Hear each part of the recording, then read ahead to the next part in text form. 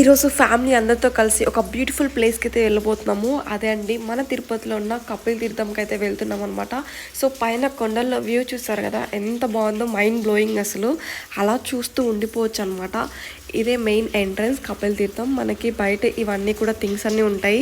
So ఇక్కడైతే mummy మనకి ఒక ట్రీట్ అయితే ఇస్తుంది అనమాట. ఇది వచ్చేసి నేను కార్తీక మాసంలో లాస్ట్ కార్తీక మాసం మండే అప్పుడైతే వెళ్ళాను అనమాట. అండ్ ఇక్కడ వచ్చేసి ఈ ఐస్ క్రీమ్ అయితే చాలా అంటే చాలా బాగుంటుంది అనుకుంటాను.